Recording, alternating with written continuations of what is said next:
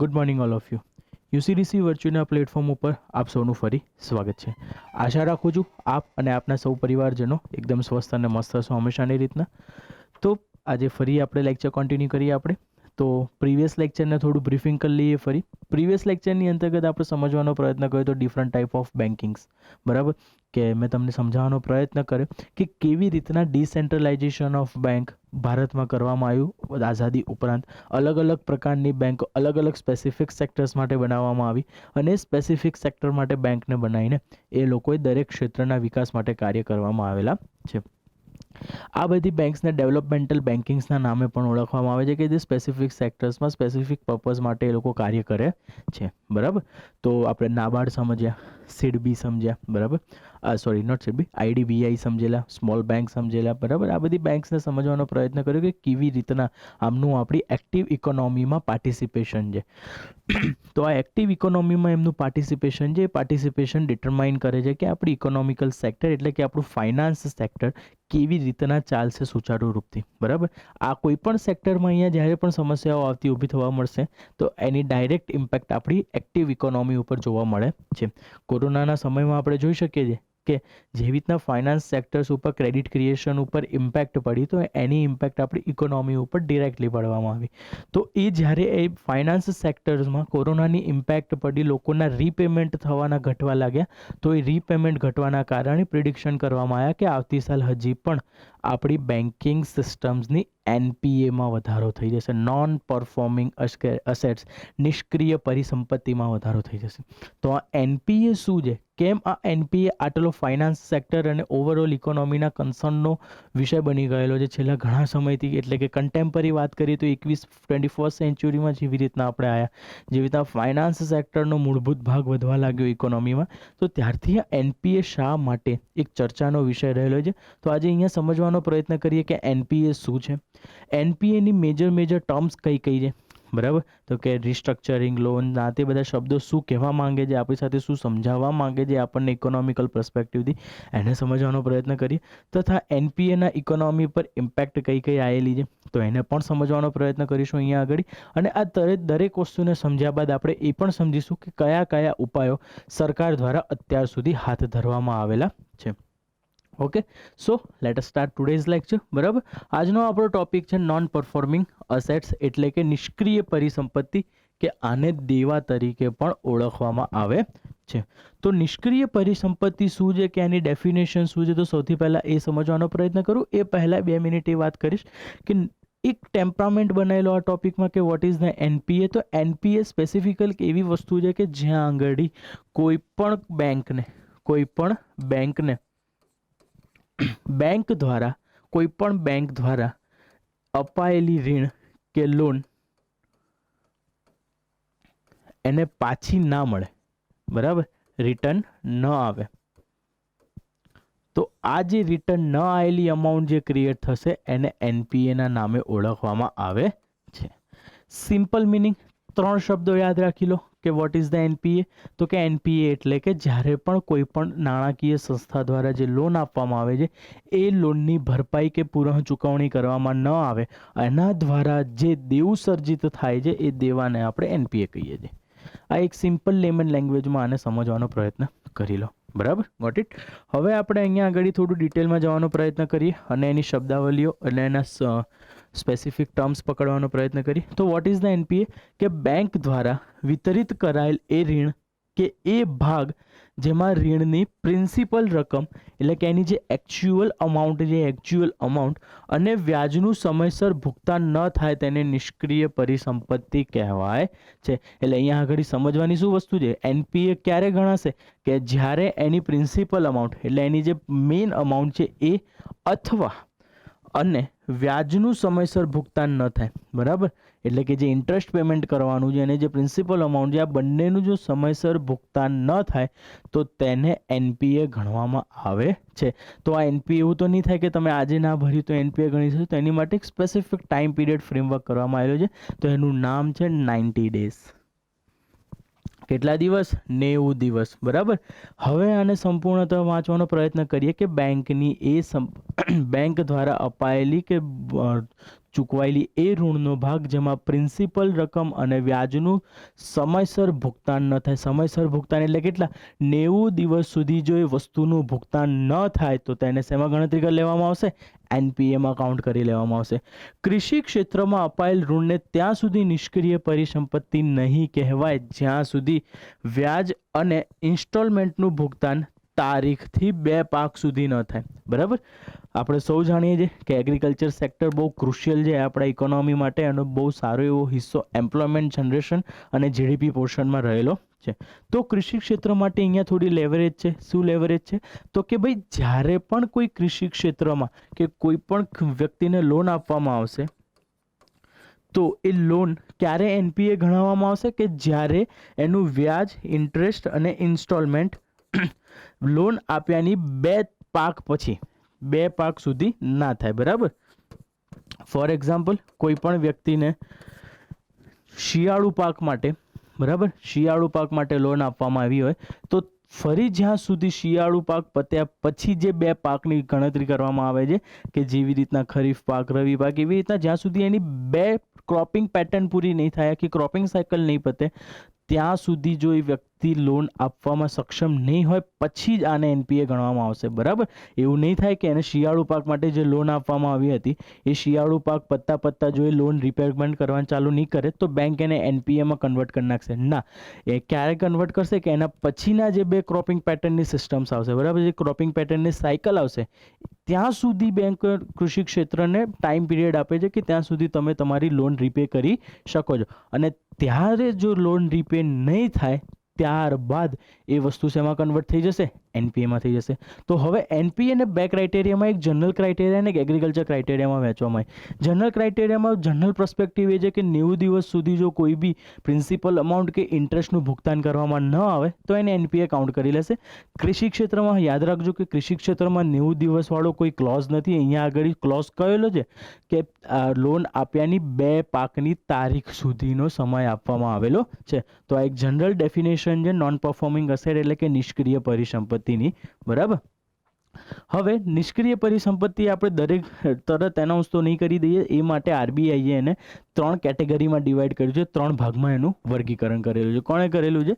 તો કે આરબીઆઈએ કરેલું છે. સૌથી પહેલા સબ સ્ટાન્ડર્ડ એસેટ, બરાબર, સેકન્ડ ડાઉટફુલ અસેટ અને છેલ્લે લોસ અસેટ. બરાબર, હવે સમજવાનો પ્રયત્ન કરીએ કે કઈ અસેટને સબસ્ટાન્ડર્ડ અસેટ બેંક ડિક્લેર કરશે. તો સૌથી એ મિલકત જે 1 વર્ષ સુધી નિષ્ક્રિય પરિસંપત્તિની શ્રેણીમાં છે. બરાબર, યાદ રાખજો 1 યર. હવે કોઈ બી સંપત્તિ 365 દિવસ એટલે કે 1 દિવસ સુધી એ એનપીએની શ્રેણીમાં રહેશે તો એને સબ સ્ટાન્ડર્ડ અસેટના નામે ઓળખવામાં આવશે. બરાબર, ડાઉટફુલ અસેટ તો કે 1 વર્ષથી વધારે સમય સુધી સબ સ્ટાન્ડર્ડની શ્રેણીમાં પડી રહેશે. બરાબર, હવે કોઈ બી અસેટ છે એનપીએ થઈ ગઈ તો હવે એને વર્ગીકૃત કરે છે કે કેવી રીતના એને રિઝોલ્વ કરવાનો પ્રયત્ન કરીશું. તો જે પ્રમાણે એનું સ્ટાન્ડર્ડ છે એ પ્રમાણે મેઝરમેન્ટ્સ લઈને બેન્કિંગ ઇન્સ્ટિટ્યુશન્સ એને રિઝોલ્વ કરવાનો પ્રયત્ન કરે છે. પણ એ કયા સ્ટાન્ડર્ડમાં છે, કયા કેટેગરીમાં છે, એ માટે સૌથી પહેલું ડિવાઈડ કર્યું સબ સ્ટાન્ડર્ડ અસેટ. બરાબર, કે એવી કોઈ પણ નિષ્ક્રિય પરિસંપત્તિ કે જે 1 વર્ષના સમયગાળા દરમિયાન સુધી ત્યાં આગળ સ્થગિત હોય એને કઈ કહીશું? સબ સ્ટાન્ડર્ડ એસેટ. હવે સેકન્ડ છે ડાઉટફુલ અસેટ. બરાબર, શંકાસ્પદ છે. અહીંયા આગળ હજી સબ સ્ટાન્ડર્ડ રાખી હતી, હજી ક્યાંક ને ક્યાંક બેંકને ઉમ્મીદ હતી કે યાર આવી જશે પાછી, બરાબર, મારું ખરાબ નહીં કરે પેલો વ્યક્તિ, પણ અહીંયા આગળ હવે શંકા ઊભી થવા લાગી એ સંપત્તિ ઉપર. બરાબર, કે હા હવે મારી સંપત્તિ અહીંયા આગળ દાવ પર લાગી ગઈ, કે મેં જેટલી પણ લોન આપી હતી, બરાબર, એ લોન મારી માટે શું થઈ ગઈ? હવે ડાઉટફુલ અસેટમાં કન્વર્ટ થઈ ગઈ. કેમ થઈ ગઈ? કે 1 વર્ષનો જે સમયગાળો હતો 1 વર્ષના સમયગાળાથી પણ વધારે હજી એ સબ સ્ટાન્ડર્ડની કેટેગરીમાં વિભાજિત રહેલી છે. તો અહીંયા આગળ હવે કઈ થઈ જશે? Doubtful asset. છેલ્લે જે લોસ અસેટ, એ મિલકત જે 3 વર્ષ પછી પણ એનપીએની શ્રેણીમાં હોય તેને લોસ અસેટ કહેવામાં આવે છે, બરાબર. તો આ 3 શ્રેણી યાદ રાખજો. ત્રણેય શ્રેણીના સમયગાળા અલગ અલગ છે. સૌથી પહેલું જે 1 યર, તો કઈ આવશે? Substandard asset. 1 વર્ષથી વધારે સબસ્ટાન્ડર્ડની શ્રેણીમાં હશે તો એને કઈ કહેવાશે? Doubtful asset. અને હવે એ એક ડાઉટફુલ અસેટથી પણ આગળ વધીને 3 વર્ષ સુધી જો એનપીએની શ્રેણીમાં હશે તો એને કઈ કહેવામાં આવશે? લોસ અસેટના નામે ઓળખવામાં આવશે. તો મેઇનલી એનપીએને 3 ભાગમાં વર્ગીકૃત કરવામાં આવેલી છે, બરાબર. તમે જે ટોટલ અમાઉન્ટ સાંભળતા હશો ન્યૂઝપેપર્સમાં ને એ બધામાં, તો એ જેટલી પણ ટોટલ અમાઉન્ટ છે, ટોટલ અમાઉન્ટ ક્યાંક ને ક્યાંક આ 3 પોર્શનમાં વહેંચાયેલી છે, બરાબર. એ અસેટ ઉપર ડિપેન્ડ કરે છે કે એ કઈ શ્રેણીમાં અત્યારે રહેલી છે. પણ ઓવરઓલ જ્યારે જનરલ પર્સપેક્ટિવ એનપીએની વાત કરતા હોઈએ આપણે, કે જ્યારે એનપીએની વાત ગવર્મેન્ટ દ્વારા પણ કરવામાં આવતી હોય તો મેજરલી અહીંયા આગળ લોસ અસેટ અને ડાઉટફુલ અસેટ્સને જ ગણતા હોય છે. 1 વર્ષના સમયગાળા સુધી એ લોકો રાહ જોઈ શકે છે, બરાબર. એ રાહ જોતા પણ હોય છે કે જનરલી કે હા ઘણીવાર સમય સ્થિતિ એવી થઈ શકે કે લોન રીપે કરવાની માર્કેટની સિચ્યુએશન જ ના હોય, તો 1 વર્ષ સુધી સબસ્ટાન્ડર્ડ અસેટ્સમાં બેંકને વાંધો નથી આવતો. પણ જ્યારે ડાઉટફુલ અસેટ્સ અને લોસ અસેટની કેટેગરીમાં એનપીએને બાયફર્ગેટ કરવામાં આવે ત્યારે આ આંકડો 14 લાખ કરોડનો 15 લાખ કરોડનો આપણને જોવા મળતો હોય છે, બરાબર. હવે એનપીએના કારણો, એનપીએની ડેફિનેશન સમજી લીધી કે એનપીએની ડેફિનેશન શું છે, બરાબર. હવે એનપીએના શ્રેણીને પણ સમજી લીધી કે કઈ રીતના એનપીએની 3 અલગ અલગ શ્રેણીમાં વર્ગીકૃત કરી છે. કઈ છે? સબસ્ટાન્ડર્ડ, ડાઉટફુલ અને લોસ અસેટ. તો હવે આ 3 વસ્તુને સમજી લીધા પછી હવે આપણે એ વસ્તુને સમજવાનો પ્રયત્ન કરીશું કે એનપીએના કારણો કયા છે. એવું તો હશે નહીં કે એનપીએ રાતોરાત વધી જતી હશે. એનપીએ પાછળ અમુક કારણો પણ રહેલા છે. તો સૌથી પહેલાં એ ડિસ્કસ કરવાનો પ્રયત્ન કરીશું. કૃષિ ક્ષેત્રમાં અનિશ્ચિતતા, બરાબર. આપણે સૌ જાણીએ છીએ કે ઇન્ડિયાની મોન્સૂન સિસ્ટમ, બરાબર. ઇન્ડિયાની મોન્સૂન સિસ્ટમ એ કઈ છે? સાઉથ વેસ્ટ મોન્સૂન સિસ્ટમ છે. ફોર એક્ઝામ્પલ ભારતનો નકશો સમજી લેજો આને, બરાબર. તો અહીંયા આગળ આપણને સૌને ખબર છે કે આપણને અહીંયા જે મોસમી પવનો આવે છે, મોસમી પવનો દ્વારા આપણા ભારતમાં વરસાદ પડતો હોય છે, બરાબર. તો આ જે મોન્સૂનલ સિસ્ટમ છે, આ મોન્સૂનલ સિસ્ટમને ડિટરમાઇન કરવા પાછળ ઘણા બધા કારણો છે, જેવા કે jet stream, western jet stream, eastern jet stream, બરાબર.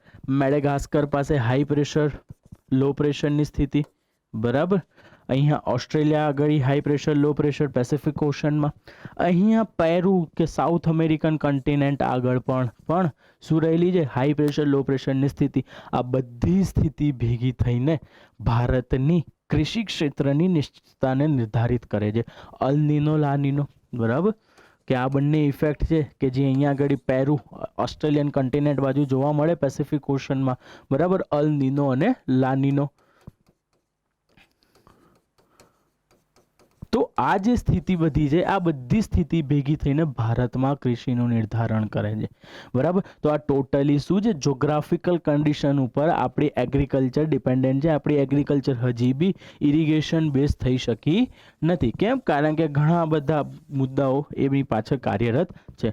તો જ્યારે આપણે વાત કરીએ કૃષિ ક્ષેત્રમાં અનિશ્ચિતતા, તો કૃષિ ક્ષેત્રમાં અનિશ્ચિતતા આ બધા કારણોસર રહેલી છે.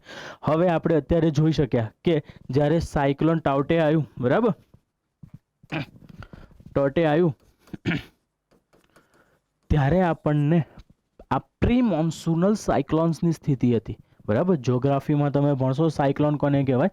પણ જસ્ટ ફોર રેફરન્સ કૃષિ ક્ષેત્રમાં અનિશ્ચિતતા એનપીએને કેમ વધારશે? તો કે અહીંયા તાવતેના કારણે પ્રી મોન્સૂનલ સાયક્લોન્સ આવ્યા. આ પ્રી મોન્સૂનલ સાયક્લોનની દેન આપણે બધા જે થેન્ક્સ ટુ અસ, બરાબર, થેન્ક્સ ટુ અસ, કે આ જે પ્રી મોન્સૂનલ સાયક્લોનની જે ફ્રીક્વન્સીઝ છે ઘણા સમયથી વધી રહી છે, એની પાછળ એક સૌથી મોટું કારણ જે આઈએમડી બતાવે, ઇન્ડિયન મેટ્રોલોજીકલ ડિપાર્ટમેન્ટ, એ જે ગ્લોબલ વોર્મિંગ. તો અને ગ્લોબલ વોર્મિંગ વધારવામાં આપણો સૌથી વધારે હાથ છે, બરાબર. આપણું બહુ સારું કોન્ટ્રીબ્યુશન બી રહેલું છે. તો આ પ્રી સાયક્લોનના કારણે જે આપણા કોસ્ટલ બેલ્ટ્સ હતા, એ કોસ્ટલ બેલ્ટ્સમાં અત્યારે રોકડિયા પાક સૌથી વધારે થતા હતા, બરાબર. કેળા, પપૈયા, બરાબર, કેરી, કપાસ, આ જેટલા પણ રોકડિયા પાક હતા, રોકડિયા પાક બધા, નોટ બધા પણ ઓલમોસ્ટ ક્યાંક ને ક્યાંક એરિયામાં નષ્ટ થઈ ગયા. તો હવે હવે શું થશે, આ જેટલા પણ પાક નષ્ટ થઈ ગયા એ બધા પાકની જે લોન લીધી હશે, જે ઇરિગેશન્સ માટે, જે ફર્ટિલાઇઝર માટે, જેટલા પણ પૈસા બેંકમાંથી કે ક્યાંકથી ઓછીના લીધા હશે, એ લોકો હવે શું કરશે, રીપેમેન્ટ કરવું એમની માટે પોસિબલ રહી શકશે નહીં.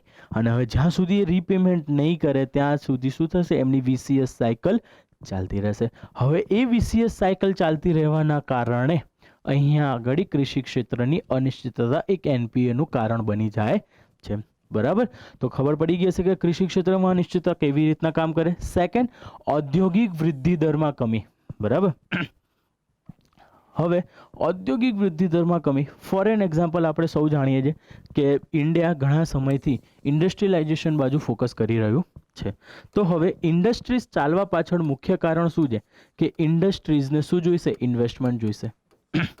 હવે એ ઇન્વેસ્ટમેન્ટ ક્યાંથી લાવશે, બેંકમાંથી લાવશે કે લોનના રૂપે લાવશે, આ તે બધું લાવશે. બરાબર, પણ હવે જ્યારે એનપીએ વધવાના કારણે આ ટ્વિન બેલેન્સ શીટ ઇમ્પેક્ટ કહેવાય છે કે અહીંયા આગળ એક ઇન્ડસ્ટ્રી છે અને અહીંયા આગળ બેંક રહેલી છે.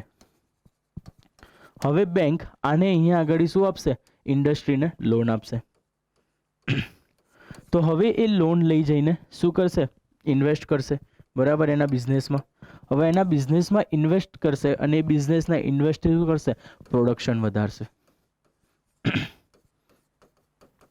બરાબર, તો અહીંયા આગળ શું વધારશે, પ્રોડક્શન વધારશે. પ્રોડક્શન વધારીને એ એની જે બિઝનેસ સાયકલ છે એ પૂરી કરશે, નફો કમાશે. બરાબર, એના એમ્પ્લોઈઝને પગારના બધું ચૂકવશે અને એવી રીતના બિઝનેસ સાયકલ એની પૂરી કરશે. એક થિયોરેટિકલ સાયકલ છે કે ફાઇનાન્સ માર્કેટથી ઇન્ડસ્ટ્રીયલ માર્કેટ કેવી રીતના રેગ્યુલેટ થાય છે.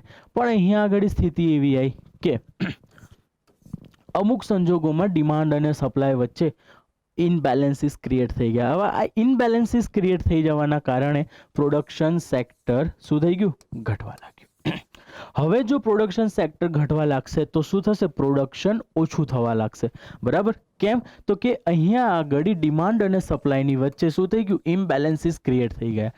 તો હા, હવે ઇનબેલેન્સીસ ક્રિએટ થઈ જવાના કારણે જે પ્રોડક્શન ઘટશે એની ઇમ્પેક્ટ ઓવરઓલ જીડીપી ઉપર પડશે.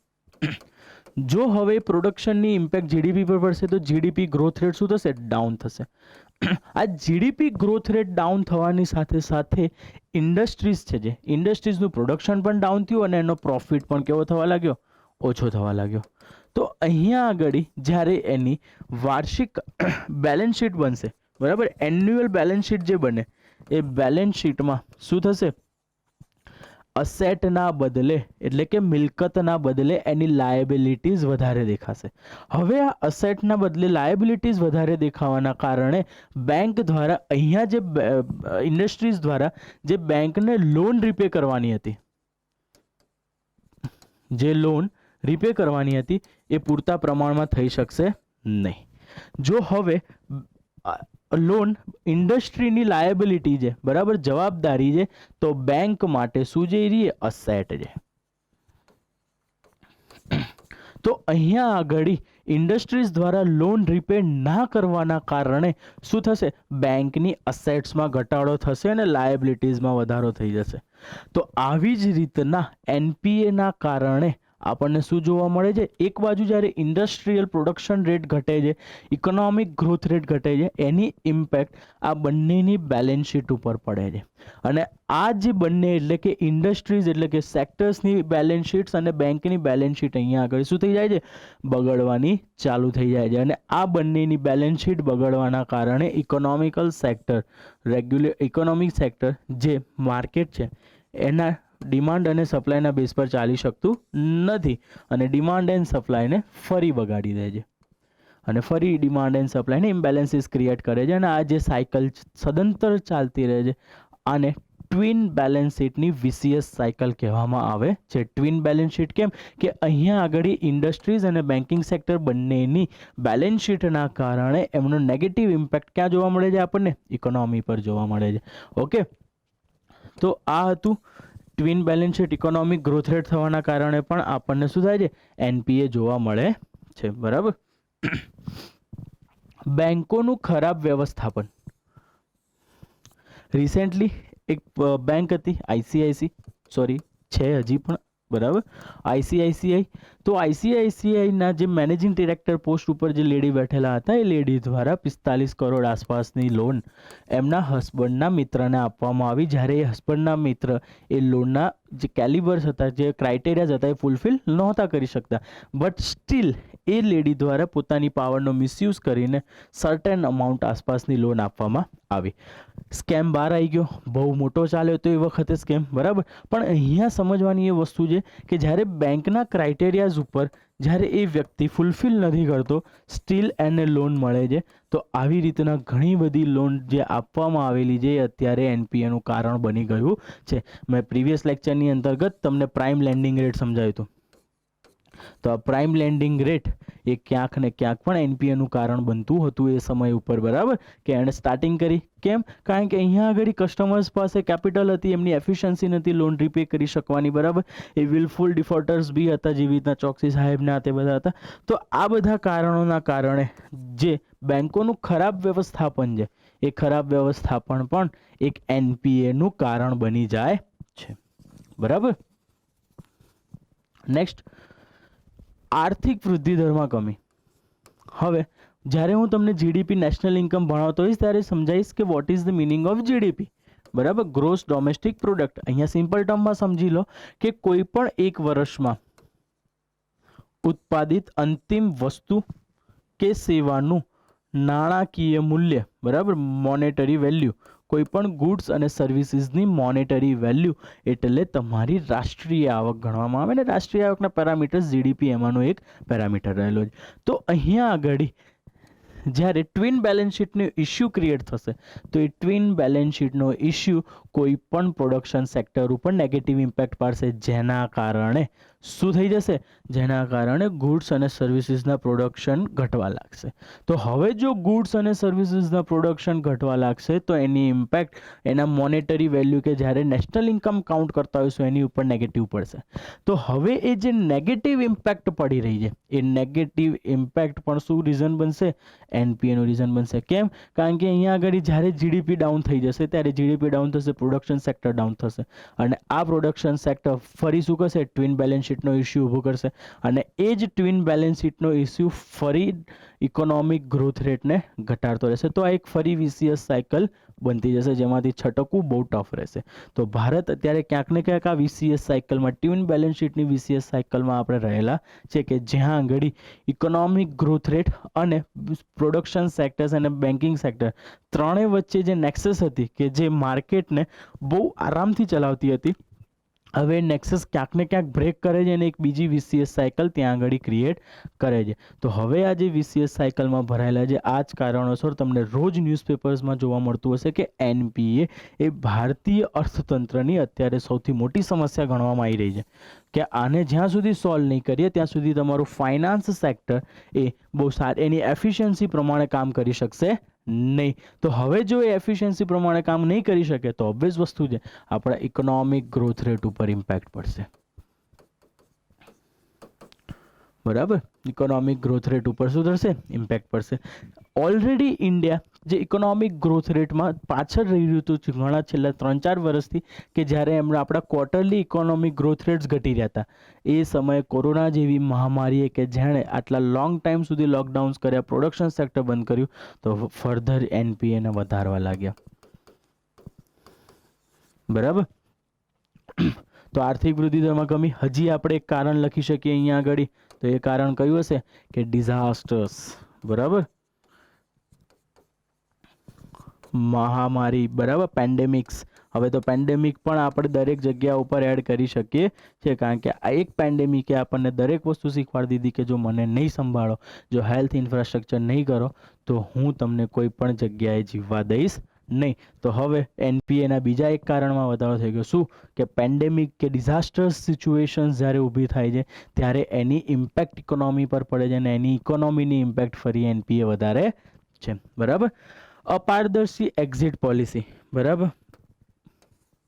અપારદર્શી એક્ઝિટ પોલિસી તો શું છે? બેંક, ઋણ, કંપની, ખરાબ હાલત, બરાબર. આ 4 ટર્મ્સ યાદ રાખી લેજો એક્ઝિટ પોલિસીમાં, બરાબર. અપારદર્શી કે અહીંયા આગળ કોઈ વેજ નથી દેખાતો, આ પોલિસી કે આ જે વીસીએસ સાયકલ છે, આ વીસીએસ સાયકલમાંથી બહાર આવવા માટે કોઈ પણ સેક્ટરને કોઈ રસ્તો દેખાતો જ નથી. તો અહીંયા આગળ શું જોવા મળશે? બેંક. હવે બેંક દ્વારા અહીંયા આગળ શું કરવામાં આવશે? ऋण આપવામાં આવશે. કોને ऋण આપવામાં આવશે? ऋण કોને આપવામાં આવશે? કંપનીઝને ऋण આપવામાં આવશે. તો હવે કંપનીને ऋण આપવામાં આવશે તો ઓલરેડી કંપની એની બેલેન્સ શીટમાં માઇનસમાં ચાલી રહી છે, બરાબર. ફોર એક્ઝામ્પલ, કંપની એની શું ચાલી રહી છે?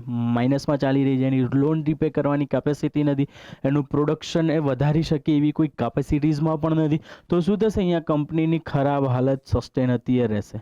તો હવે કંપની એની ખરાબ હાલતને ફરી સુધારવા માટે બેંકના દરવાજા ખખડાવશે કે ભાઈ આ લખન છે તો આ રામ છે, તો કે રામ પૈસા આપો.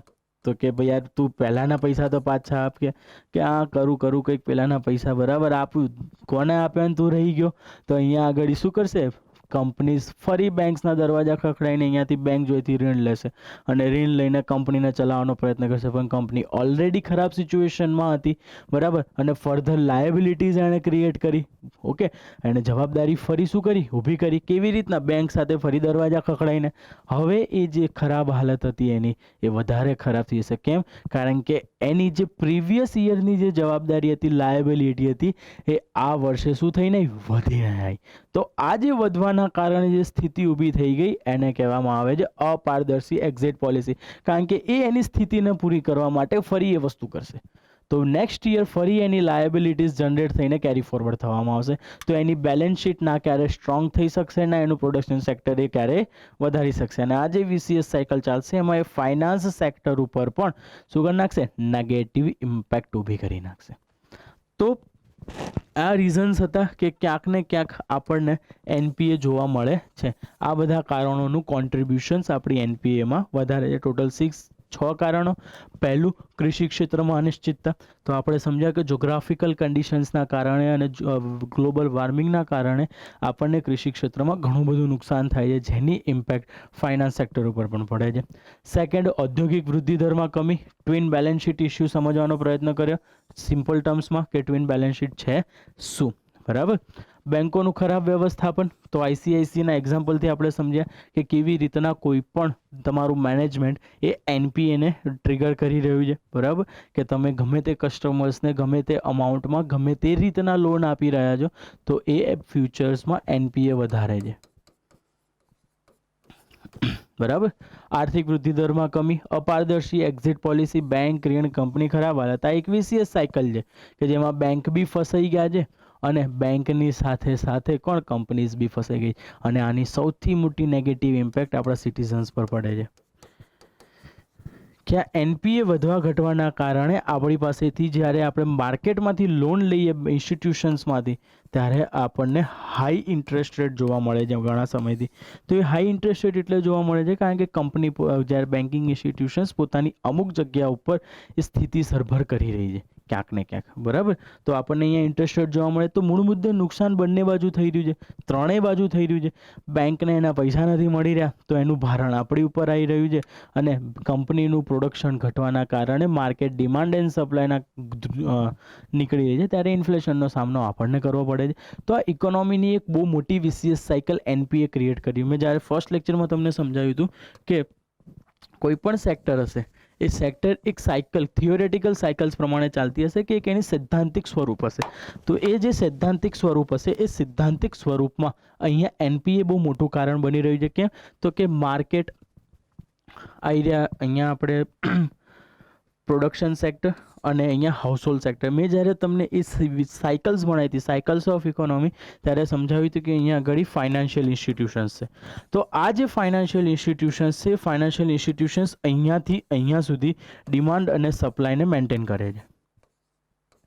તો હવે જ્યારે આ બંને સેક્ટર્સમાંથી કોઈ એક સેક્ટર અહીંયા આગળ ડિસરપ્શન એટલે કે ખલેલ ઊભું કરશે ત્યારે એ શું કરશે? આ બંને બાજુથી ડિમાન્ડ અને સપ્લાય એટલે કે માંગ અને પુરવઠાને તોડવાનો પ્રયત્ન કરશે. કેમ? કારણ કે એના સર્વાઇવેશનનો પ્રશ્ન છે. કારણ કે કોઈક એક જગ્યા ઉપરથી આઈધર પ્રોડક્શન સેક્ટર હોય કે હાઉસહોલ્ડ સેક્ટર હોય, આ બંને જગ્યાએથી કોઈ એક જગ્યા ઉપર સપ્લાય પહોંચી રહ્યો નથી.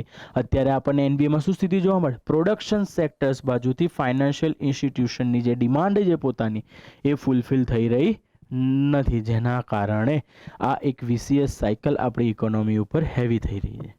તો આ અમુક કારણો હતા, બરાબર. તમે પોતાનું પણ બ્રેન યુઝ કરીને, પોતાની પણ થોટ પ્રોસેસ યુઝ કરીને અહીંયા સમજી શકો છો કે કેવી રીતના એનપીએ એક કારણ બનતું જાય છે. વોટ ઇટ એનપીએની શબ્દાવલીઓ, બરાબર. અત્યાર સુધી આપણે સમજવાનો પ્રયત્ન કર્યો. સૌથી પહેલું એનપીએ છે શું, બરાબર. એનપીએની 3 કઈ શ્રેણીમાં વર્ગીકૃત કરવામાં આવે છે? કઈ હતી? સબસ્ટાન્ડર્ડ એસેટ, ડાઉટફુલ એસેટ્સ અને લોસ એસેટ્સ 3 ભાગમાં વર્ગીકૃત કરવામાં આવતી હતી. એ 3 ભાગમાં વર્ગીકૃત કર્યા પછી આપણે એને સમજવાનો પ્રયત્ન કર્યો કે કયા કયા કારણો રહેલા છે. તો એ કારણોને પણ સમજી લીધા.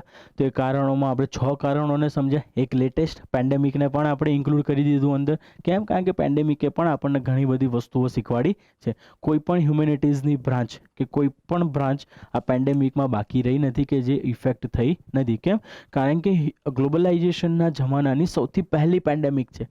કારણ કે જ્યારે ફર્સ્ટ ટાઈમ બ્લેક પ્લેગ ના તે બધું આવ્યું ત્યારે ગ્લોબલાઇઝેશનના પેરામીટર્સ અલગ હતા. જ્યારે એ વખતના ગ્લોબલાઇઝેશનના પેરામીટર્સ અને અત્યારના ગ્લોબલાઇઝેશનના પેરામીટર્સમાં જમીન આસમાનનો ફરક છે, બરાબર. બિઝનેસ કરવાની રીતથી લઈને વર્ક કલ્ચર દરેક વસ્તુ અલગ છે. તો એ વખતે જે ઇમ્પેક્ટ હતી એ ઇમ્પેક્ટ તો આની ઉપર પડશે જ, પણ આજે નવા ડાયમેન્શન્સમાં ગ્લોબલાઇઝેશન પોતાને ઇવોલ્વ કરી રહ્યું છે. એવા સમયમાં પેન્ડેમિકે નવી જગ્યા ઉપર પણ ઇમ્પેક્ટ પહોંચાડી છે. જે સેક્ટર્સ આપણે રહી જતા હતા કે જ્યાં આગળ પેન્ડેમિકે અસર નહોતી કરતી પહેલાંના જમાનામાં, કે જ્યારે બ્લેક પેગ અને મેડિવલ ટાઈમમાં, એન્શિયન્ટ ટાઈમમાં, પણ મોડર્ન ટાઈમમાં દરેક જગ્યા ઉપર ઇમ્પેક્ટ કરી છે, બરાબર. તો એનપીએની શબ્દાવલીઓ સૌથી પહેલાં સમજવાનો કરીએ પ્રયત્ન. રીસ્ટ્રક્ચરિંગ ઓફ લોન, બરાબર. અહીંયા આગળ નામથી જ આપણને ખબર પડે છે કે અહીંયા લોનનું શું કરવાનું છે? રીસ્ટ્રક્ચર ઊભું કરવાનું છે, બરાબર. ફોર એક્ઝામ્પલ, આ એક પહાડ હતો, આ પહાડ તૂટી ગયો અને આ પહાડ તૂટ્યા પછી હવે શું કરી દેવામાં આવ્યું? એને રીસ્ટ્રક્ચર કરી દેવામાં આવ્યું અને રીસ્ટ્રક્ચર કરીને પહાડને આટલો બનાવી દેવામાં આવ્યો. તો શું થયું કે જે ઉપરનો પહાડ તૂટેલો હતો એ પોતાના સ્ટ્રક્ચરને તોડી નાખ્યું અને નવું સ્ટ્રક્ચર ક્રિએટ કર્યું. એને આપણે શું કહીએ છીએ?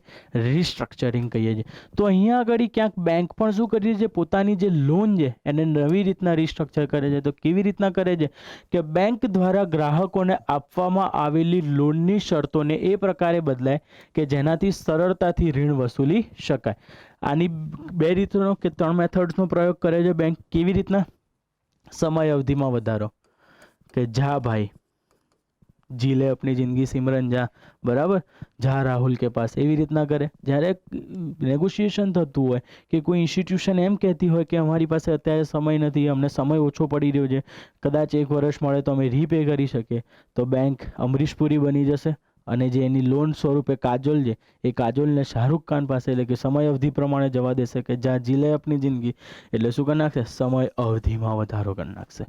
1 વર્ષના બદલે હવે લીવરેજ આપીને શું કરી નાખશે કે 2 વર્ષ લો પણ અમને લોન આપો, બરાબર. સેકન્ડ, ઋણના વ્યાજ દરમાં કમી કરી નાખશે કે ઠીક છે યાર, 2% ઇન્ટરેસ્ટ કમાતા હતા, બરાબર, તો કે તમારી માટે જવા દઈએ, જો તમે લોન ચૂકવવા તૈયાર હો તો અમે લોકો 1.5% લઈ લઈશું. અમે 0.5% અમારો પ્રોફિટ છોડવા શું છે તૈયાર છે, પણ અમને અમારી લોન પાછી આપો, બરાબર.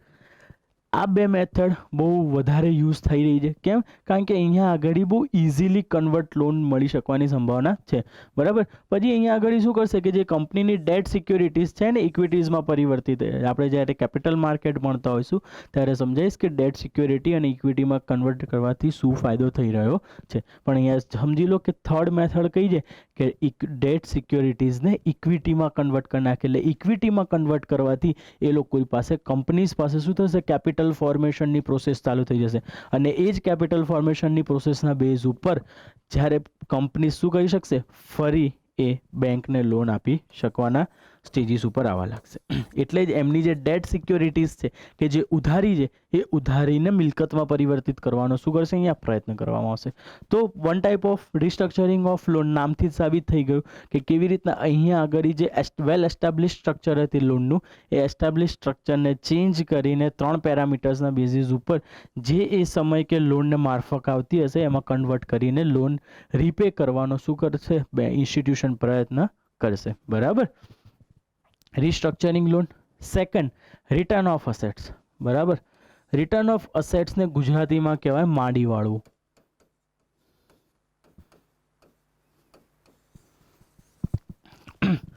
રૂટીન લાઈફમાં આપણે આ શબ્દનો ઉપયોગ કરતા હોઈશું. અત્યારે માડીવાળ પછી જોઈ લઈશું, અત્યારે માડીવાળ પછી જોઈ લઈશું.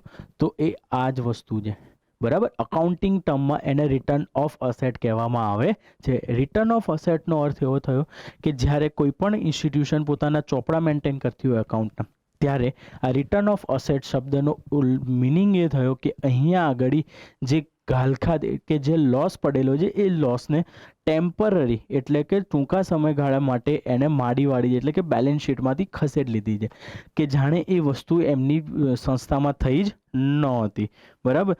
તો અહીંયા આગળ બેંક શું કરશે? ફોર એક્ઝામ્પલ 500 કરોડ રૂપિયાની જે લોન હશે,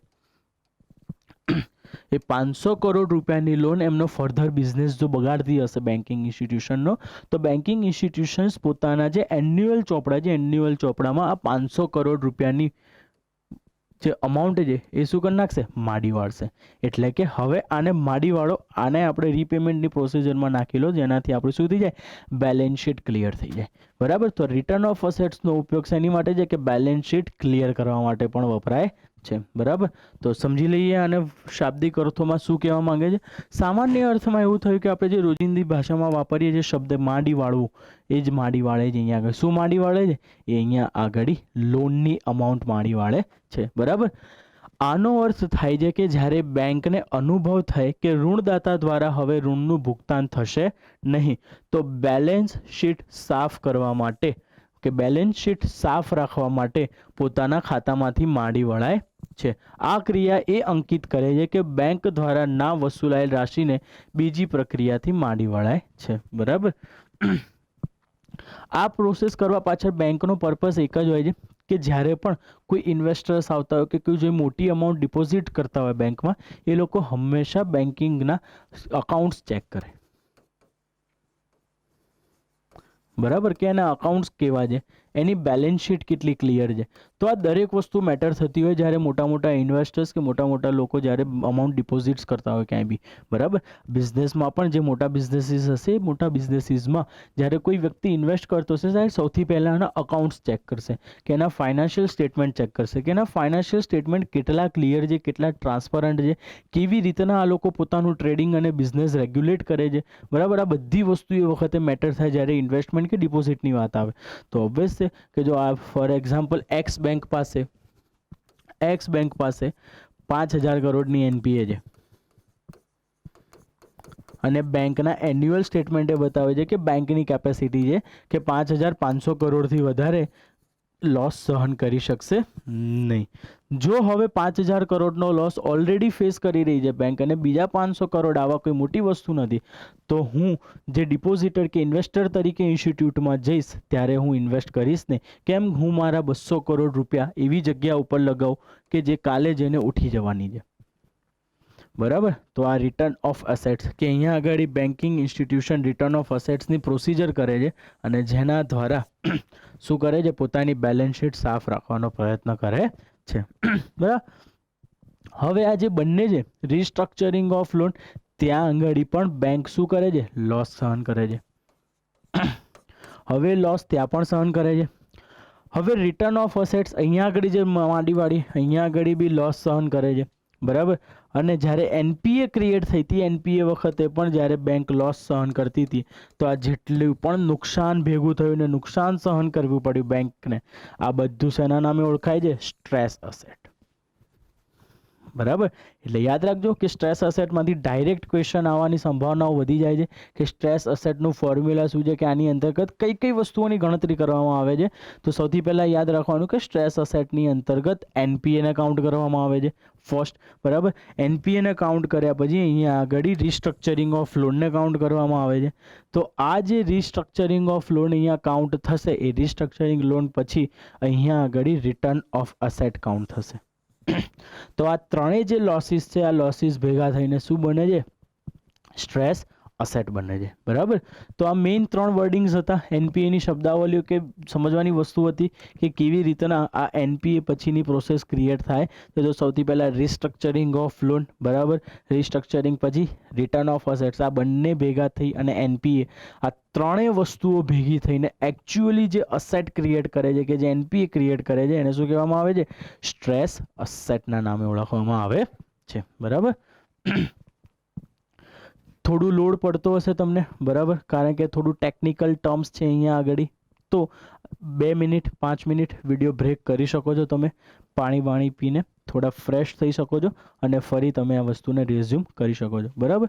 કારણ કે વસ્તુની ટેકનિકાલિટી છે, તો મારે પણ થોડું ટેકનિકલ તમને બ્રીફિંગ કરવું પડે, બરાબર.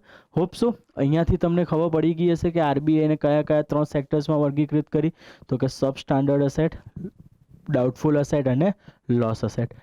પછી એનપીએના કારણો સમજવાના પ્રયત્ન કર્યા. કૃષિ ક્ષેત્રમાં અનિશ્ચિતતા, ઔદ્યોગિક વૃદ્ધિ દરમાં શું થયો? ઘટાડો થયો. બેંકોનું ખરાબ વ્યવસ્થાપન, આર્થિક વૃદ્ધિ દરમાં ઘટાડો અને અપારદર્શી એક્ઝિટ પોલિસી, કે જ્યાં આગળ બેન્કિંગ ઇન્સ્ટિટ્યુશન કે પ્રોડક્શન સેક્ટર આ બંને કોઈ પણ આ વિશેષ સાયકલમાંથી નીકળી શકતા નથી. તો એના કારણોને સમજવાનો અહીંયા આગળ આપણે પ્રયત્ન કરેલો છે. What it? એનપીએની શબ્દાવલીઓ સમજવાનો પ્રયત્ન કર્યો. એનપીએની શબ્દાવલીઓની અંતર્ગત restructuring of loan, doubtful return of assets અને સ્ટ્રેસ અસેટ્સને સમજવાનો પ્રયત્ન કર્યો. કે સૌથી મોટી અવધારણા સ્ટ્રેસ અસેટ્સ છે. કે કેમ? તો કે આની અંતર્ગત બેંક દ્વારા જેટલા પણ લોસીસ સહન કરવામાં આવેલા છે, જેમ કે એનપીએ જ્યારે એ રિસ્ટ્રક્ચરિંગ લોન વખતે જે વસ્તુ, જે માર્જિન એણે છોડ્યું એ, અને રિટર્ન ઓફ અસેટ વખતે જેટલી પણ અસેટ માડીવાળી, આ ત્રણેય ભેગા થઈને શું બને છે? સ્ટ્રેસ, એટલે કે તણાવપૂર્ણ સંપત્તિ બને છે. શું બને છે? તણાવ ઊભો કરે છે, તણાવ ઊભો કરે છે. કોની ઉપર? બેન્કિંગ ઇન્સ્ટિટ્યૂટ ઉપર, બરાબર. આપણા જીવનમાં ઘણા બધા દુઃખો ભેગા થઈને આપણને શું આપે છે? સ્ટ્રેસ જેવી રીતના લાઈફમાં આપે છે.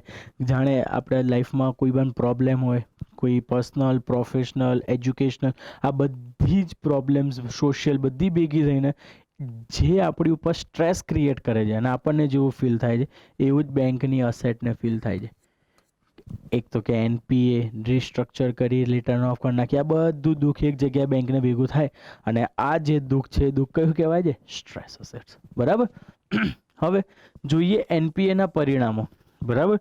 કે એનપીએના શું પરિણામ હોઈ શકે, કેવા પરિણામ હોઈ શકે અને કયા પરિણામ હોઈ શકે.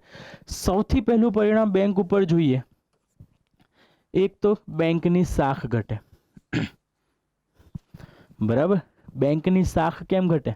કે જો સમાચાર મળ્યા કે યસ બેંક મેક્સિમમ 6 મારતી બેંક અત્યારે 10,000 1,00,000 કરોડનું એનપીએ ક્રિએટ થઈ ગયું છે, તો એણે જેટલી પણ 6 આઈપીએલમાં મારી હતી, હવે એ એની શાખા ઉપર વાગશે. એટલે અહીંયા આગળ એની બેંકની શાખા કે બેંકની રેપ્યુટેશન ડાઉન થતી જશે. કેમ? કે અહીંયા આગળ બેંકની એનપીએ વધારે છે, બેંક ગમે ત્યારે ઉઠી જશે. અને વી આર ધ ઇન્ડિયન્સ, બરાબર. આપણને ક્યારે પણ એવી જગ્યા ઉપર ટ્રસ્ટ નહીં બેસે કે જે ડાઉટફુલ હોય. આપણે ક્યારે પણ ત્યાં આગળ ટ્રસ્ટ રિબિલ્ડ કરવાનો પણ પ્રયત્ન કરીશું નહીં. જો એકવાર ડાઉટ થયો તો બેંકની બહાર લાઈન લાગી જશે, બરાબર. તો બેંકની શાખ ઘટશે, બેંકમાં ડિપોઝિટમાં ઘટાડો થશે. ઓબ્વિયસ વસ્તુ છે, એક પછી એક સબસિક્વન્ટલી ઇફેક્ટ છે. જો બેંકની શાખ ઘટશે તો તમે જઈને અકાઉન્ટ ખોલાવશો? નેવર એવર, બરાબર. તો હવે શું થશે? બેંકની ડિપોઝિટમાં શું થશે? ઘટાડો થશે. અને હવે જ્યારે મેં તમને બેન્કિંગ સેક્ટરની શરૂઆત કરી ત્યારે સમજાવ્યું હતું કે બેંક એક સિમ્પલ ટર્મ્સમાં સમજો કે એની જે ડિપોઝિટ્સ છે એને ડિપોઝિટ્સને લોનમાં કન્વર્ટ કરી નાખે છે, બરાબર. અને અહીંયા આગળ મોનેટરી પોલિસીના ટ્રાન્સમિશન્સ જોયેલા હતા કે કેવી રીતના CRR, SLR તે દરેક વસ્તુ ઇમ્પેક્ટ થઈને લોનમાં કન્વર્ટ થાય છે, બરાબર. તો હવે જ્યારે બેંક પાસે ડિપોઝિટ જ નહીં વધે, તો બેંક કેપિટલ ફોર્મેશન કે લોનની પ્રોસેસ કરી શકશે નહીં. તો અહીંયા આગળ ડિપોઝિટમાં કમી થવાના કારણે એનો સહસંબંધ કોની સાથે થઈ જશે? બેંકની ઋણ આપવાની ક્ષમતા સાથે થઈ જશે. તો અહીંયા આગળ શું થશે? શાખ સર્જનમાં, એટલે કે ક્રેડિટ ક્રિએશનમાં પણ ઘટાડો જોવા મળશે.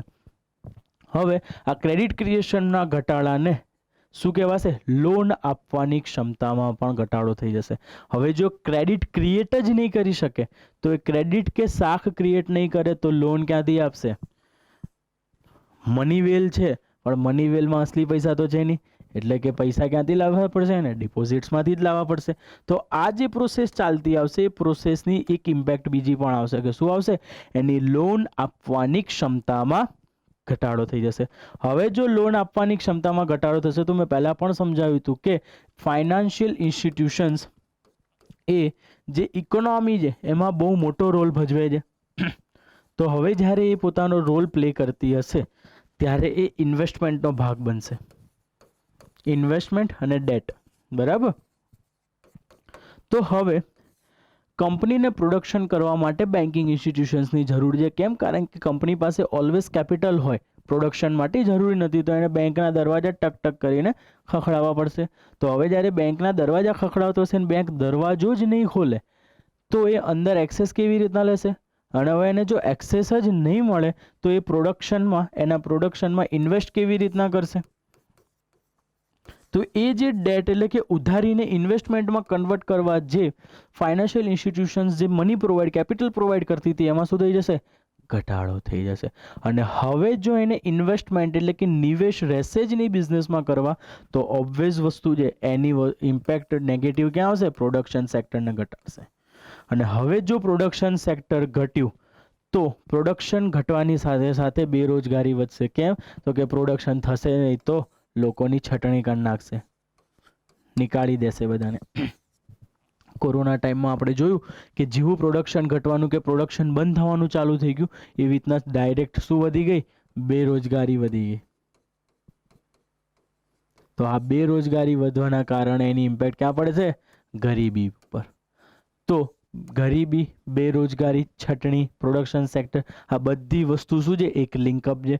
અને અહીંયા ગરીબી વધશે, બેરોજગારી વધશે તો સરકારનો ખર્ચ વધશે. અને સરકારનો ખર્ચ વધવાના કારણે ફિસ્કલ ડેફિશિયેટ વધશે. અને આ ફિસ્કલ ડેફિશિયેટ વધવાના કારણે કરંટ અકાઉન્ટ ડેફિશિયેટ વધશે.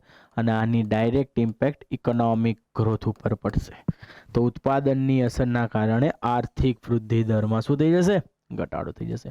ફિસ્કલ ડેફિશિયેટ આપણે ફિસ્કલ પોલિસીમાં ભણીશું. કરંટ અકાઉન્ટ ડેફિશિયેટ આપણે ઇન્ટરનેશનલ ઇકોનોમી માર્કેટમાં ભણીશું. તો આ જેટલી પણ ઇકોનોમિકલ એક્ટિવિટીઝ છે, ઇકોનોમિકલ એક્ટિવિટીઝ એક પોતાની ચેઇનમાં કામ કરે છે. જ્યાં પણ પ્રોબ્લેમ આવી ત્યાંથી આગળની આખી સાયકલ તૂટવાની ચાલુ થશે અને એની at the end of the day impact ક્યાં પડશે? આર્થિક વૃદ્ધિ દર ઉપર પણ પડશે. હવે અર્થતંત્ર ઉપર પ્રભાવ જોઈ લઈએ. પહેલો ઇમ્પેક્ટ આપણે શેની ઉપર જોયો? પહેલો ઇમ્પેક્ટ આપણે જોયો બેન્કિંગ ઇન્સ્ટિટ્યુશન્સ ઉપર.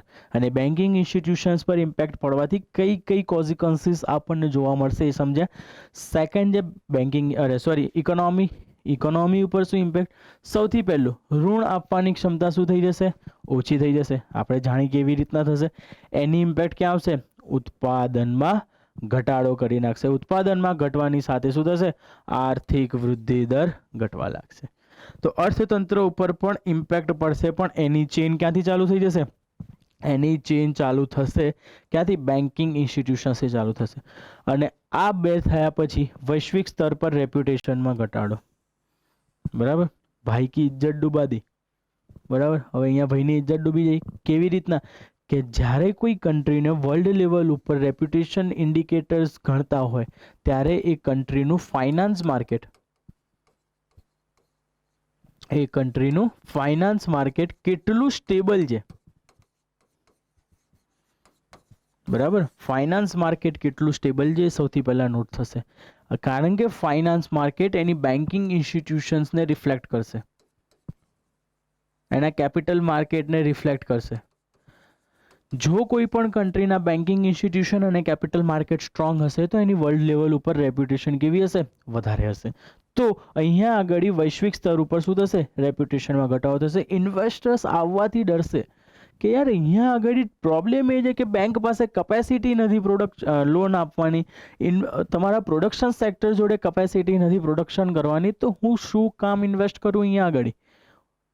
હું વિયેતનામ જતો રહીશ, હું ફિલિપિન્સ જતો રહીશ, થાઈલેન્ડ જતો રહીશ, બરાબર, ચાઇનામાં ઇન્વેસ્ટ કરીશ, જાપાનમાં ઇન્વેસ્ટ કરીશ, બરાબર. આ ઇન્ડિયાના સૌથી મોટા કોમ્પિટિટર્સ છે પ્રોડક્શન સેક્ટરમાં.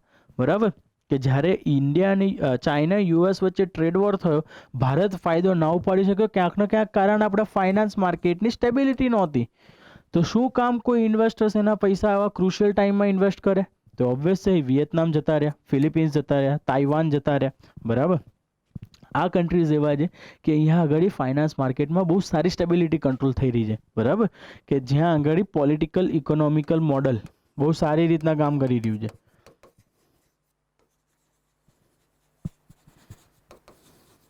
પોલિટિકલ ઇકોનોમિકલ મોડલ બહુ સારી રીતના કામ કરી રહ્યું છે. Got it? તો વૈશ્વિક સ્તર ઉપર રેપ્યુટેશનમાં કમી કે ઘટાડો પણ આપણને જોવા મળી શકે છે.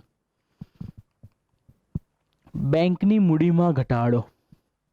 હવે બેંક પાસે જે સર્ટેન અમાઉન્ટની ડિપોઝિટ્સ હતી એ બધી ડિપોઝિટ્સ એને પોતાનો ધંધો ચલાવી કરવા માટે લોનના રૂપમાં માર્કેટમાં ચલાવવી જ પડશે. કેમ કે જો એ ડિપોઝિટ રાખશે તો એનો બિઝનેસ નહીં ચાલે, અને જ્યાં સુધી એ લોન આપતો રહેશે તો એની એનપીએ વધતી જશે.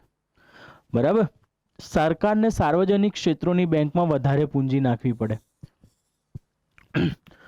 રિસેન્ટલી તમે જોતા રહેતા હશો કે 1,00,000 કરોડ રૂપિયા આરબીઆઈ ઇન્જેક્ટ કર્યા, 50,000 કરોડ રૂપિયા આરબીઆઈ ઇન્જેક્ટ કર્યા, 30,000 કરોડ રૂપિયા મ્યુચ્યુઅલ ફંડમાં ઇન્વેસ્ટ કર્યા, બ્લા બ્લા બ્લા. દરેક જગ્યા ઉપર સરકાર, એટલે કે સરકાર કહી દો કે મધ્યસ્થ બેંક બી કહી શકો છો તમે.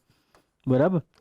ઇન્ડિયામાં ડાયરેક્ટ ગવર્મેન્ટ બેન્કિંગ્સમાં નથી નાખતી, રિઝર્વ બેંક થ્રુ થઈને એ લોકો બેન્કિંગ કેપિટલ જે ઇન્જેક્ટ કરે છે માર્કેટમાં. બરાબર.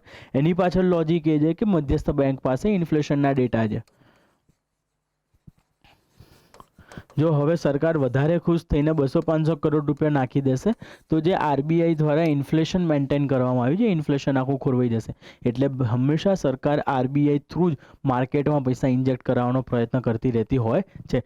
એવરી ટાઈમ નહીં કરે, પણ મેજરલી એ લોકો હંમેશા આરબીઆઈને જ અહીંયા આગળ લાવશે કે એમની પાસે જે કેપિટલને જે એફિશિયન્સી છે એ માર્કેટને સસ્ટેન રાખી શકશે. બરાબર.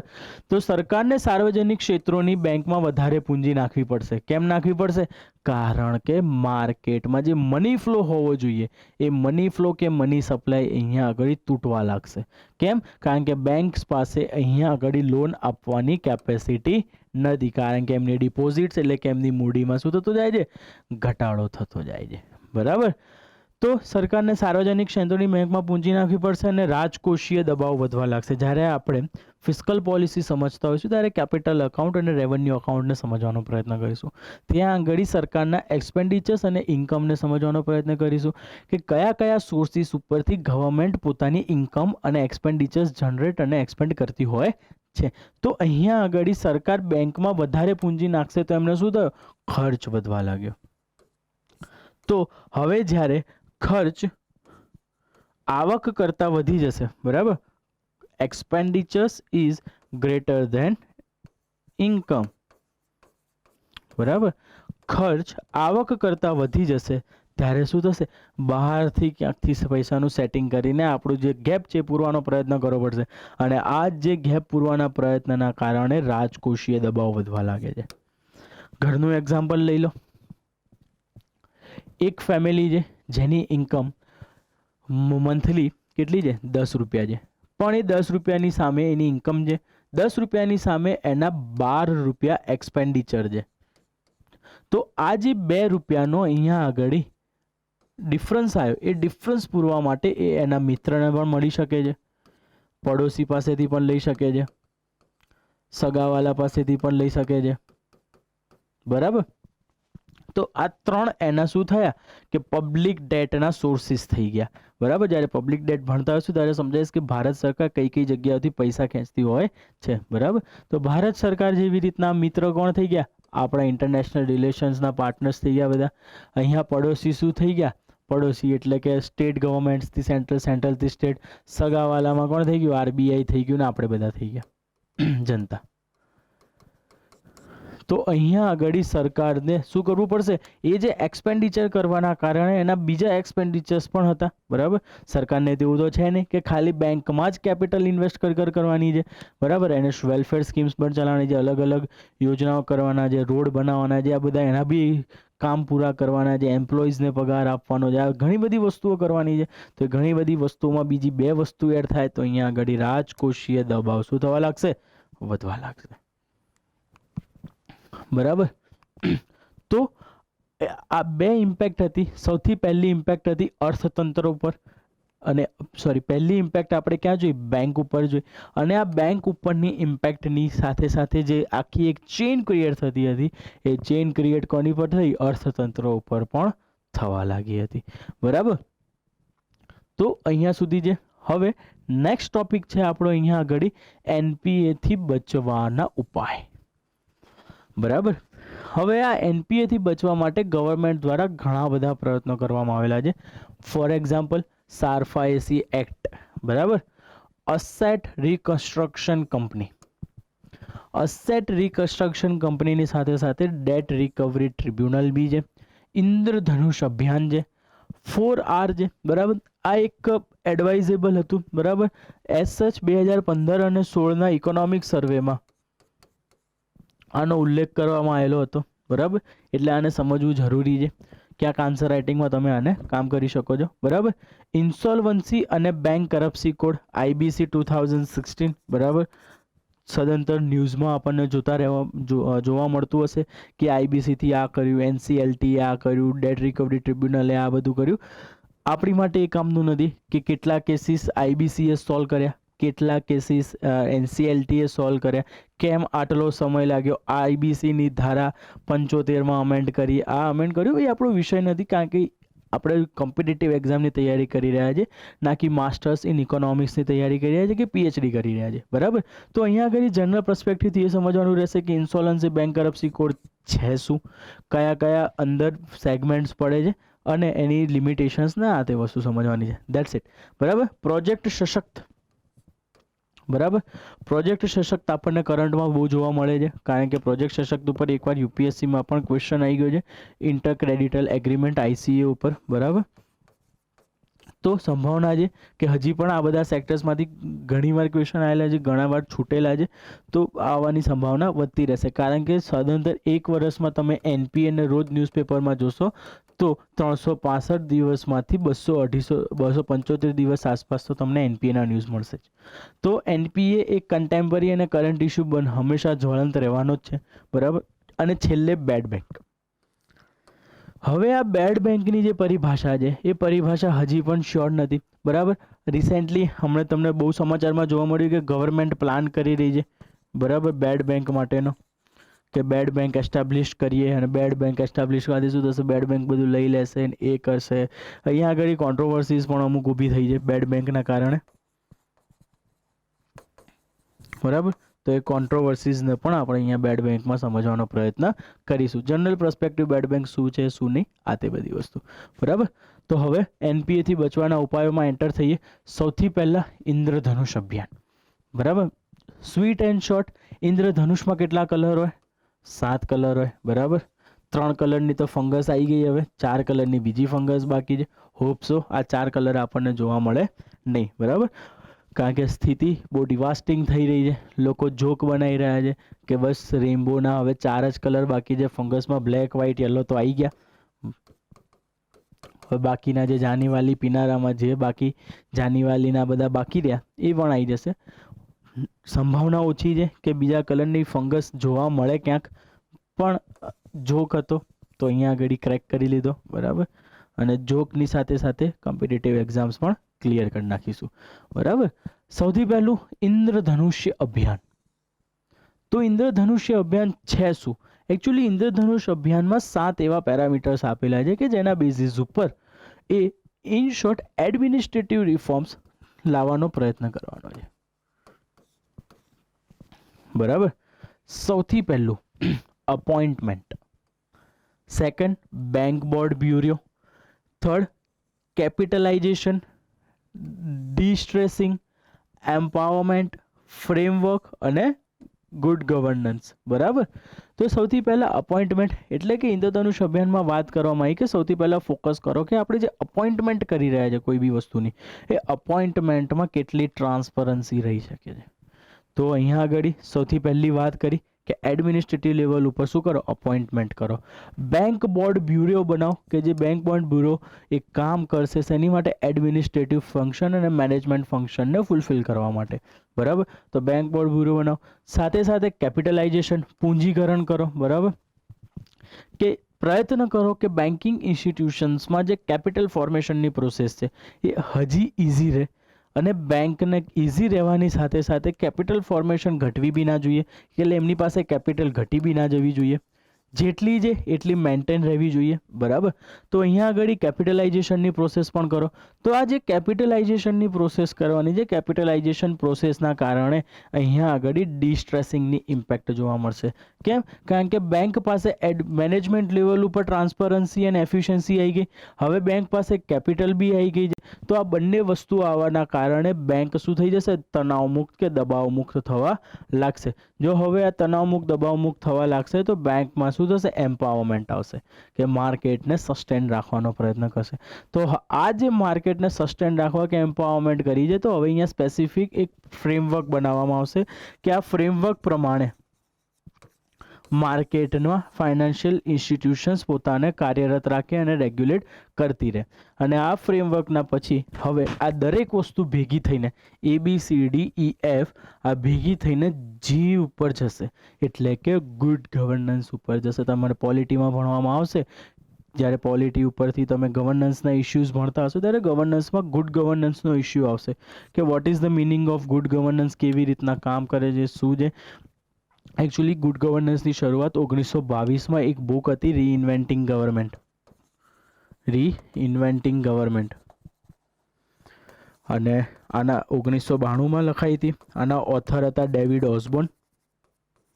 બરાબર, તો આ ડેવિડ ઓસ્બોર્ન દ્વારા અહીંયા આગળ ગુડ ગવર્નન્સની પરિભાષાને કોઇન કરવામાં આવી, અને આ કોઇન કરેલી પરિભાષાએ ગુડ ગવર્નન્સને આગળ વધારી. 1999 આસપાસ UN દ્વારા પણ ગુડ ગવર્નન્સની પરિભાષા આપવામાં આવી. તો એ વખતે તમને જોવા મળશે કે ગુડ ગવર્નન્સ કેવી રીતના વસ્તુમાં ટ્રાન્સપરન્સી અને એની એફિશિયન્સી અને અકાઉન્ટેબિલિટીમાં વધારો કરે છે. જો આ 3 પેરામીટર્સ સક્સેસફુલ ઇમ્પ્લિમેન્ટ થશે તો અહીંયાથી ઉપર જેટલા પણ પ્રેક્ટિસીસ કરવામાં આવશે એ પ્રેક્ટિસીસ શું થઈ શકશે, ફૂલફિલ થઈ શકશે. બરાબર, તો ઇન્દ્રધનુષ્ય અભિયાન મેજરલી ABCDEFG, અપોઇન્ટમેન્ટથી bank board bureau, capitalisation, destressing, empowerment, framework અને ગવર્નન્સ, આ 7 પેરામીટર્સના બેઝિસ ઉપર આના કારણે NPAમાં ઘટાડો કરવામાં આવશે. કારણ કે તમે જોઈ શકો છો કે NPAના કારણોમાં આપણે જેટલા પણ જોયા ક્યાંક ને ક્યાંક અહીંયા આપણને એની ડિરેક્ટ ઇમ્પેક્ટ જોવા મળે છે. બરાબર, ઇકોનોમિક સર્વે 2015 અને 16માં 4R ની વાત કરવામાં આવી. કયા 4R હતા? રેકોગ્નાઇઝેશન, રીકેપિટલાઇઝેશન, રેઝોલ્યુશન અને રિફોર્મ. આ 4 મેજર R ની વાત કરવામાં આવી. રિકોગ્નાઇઝેશન ખની તો NPA ની ઓળખ, કે સૌથી પહેલા NPA ને ઓળખો કે NPA શું છે. બરાબર, તો અહીંયા આગળ સૌથી પહેલા એને રેકોગ્નાઇઝ કરો. એ રેકોગ્નાઇઝ કર્યા પછી એને સરકાર દ્વારા અતિરિક્ત પૂંજીની વ્યવસ્થા કરવામાં આવે, એટલે કે જે કેપિટલ હતી એ કેપિટલને ફરી કેપિટલ ઇન્જેક્ટ કરવામાં આવે. આ જે પ્રોસેસ થશે એને રીકેપિટલાઇઝેશન કરશે. હવે જે આ રીકેપિટલાઇઝેશન કર્યું, આ રીકેપિટલાઇઝેશન પછી એક રેઝોલ્યુશન બનાવો કે આ વસ્તુ તો થઈ ગઈ, હવે શું આવશે, હવે શું, તો એક પ્રસ્તાવ પારિત કરો. પ્રસ્તાવ પારિત કર્યા પછી હવે એ જે વસ્તુ થઈ ગઈ એને રિફોર્મ કરવાનો પ્રયત્ન કરો, એમાં સુધાર લાવવાના પ્રયત્ન કરો. NPA થઈ તો ગઈ, હવે થઈ ગઈ એની પાછળ રોવાનો કોઈ ભાવાર્થ નથી.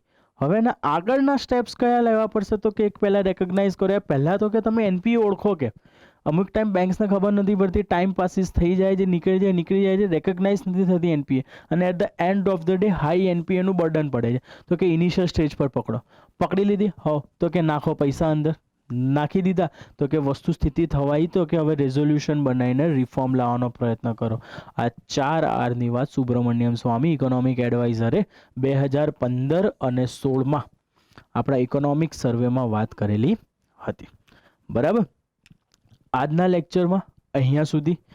આગળ SARFAESI act, asset reconstruction company, debt recovery tribunal, project Sashakt, insolvency, bankruptcy code અને બેડ બેંકને સમજીને આપણે એનપીએના ટોપિકને કન્ક્લુઝન કરીશું. બરાબર. અને એનપીએના ટોપિક પછી એક મની માર્કેટ ઇન્સ્ટ્રુમેન્ટ બાકી રહ્યું હતું. તો મની માર્કેટ ઇન્સ્ટ્રુમેન્ટ્સની સાથે સાથે ફાઇનાન્શિયલ ઇન્ક્લુઝનને લઈને આપણે ટોટલ ફાઇનાન્સ સેક્ટરને કન્ક્લુડ કરવાનો પ્રયત્ન કરીશું. Till then take care and all the best.